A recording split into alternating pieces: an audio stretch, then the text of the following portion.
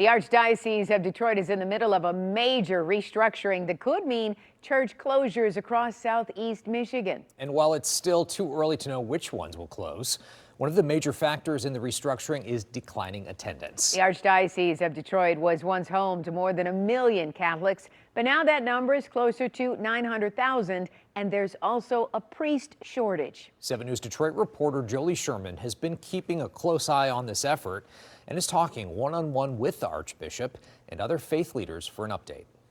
More than 200 priests gathered here at the Sacred Heart Major Seminary in Detroit Tuesday for what the Archdiocese of Detroit is calling Phase 2 of this restructuring process. The way I look at it, it's just my personal analogy. I don't know that it's perfect, but if Detroit had 100 hospitals, but the same amount of doctors, nurses, and technicians, it would be awfully hard for us to keep people well in the medical world.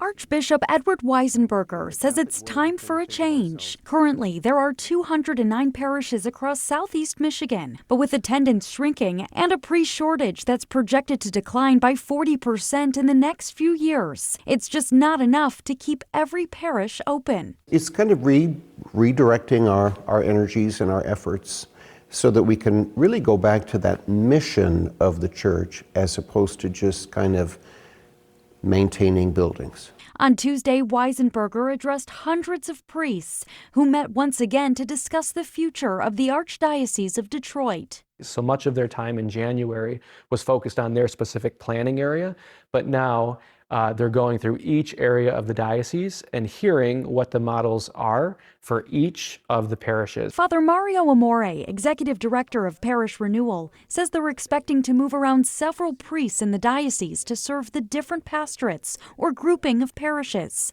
meaning a majority of Catholics could have a new priest by 2027. I'm feeling just what everybody else feels right now.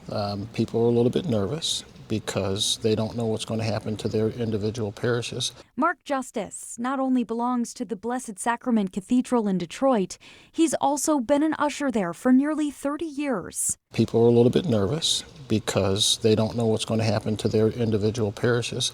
But as a way to keep everyone informed, the Archdiocese is releasing workbooks for all 209 parishes that look at different demographic and financial information, what Travis Greer, Director of Pastoral Strategies, calls a major milestone. It's really a historic moment for the Archdiocese.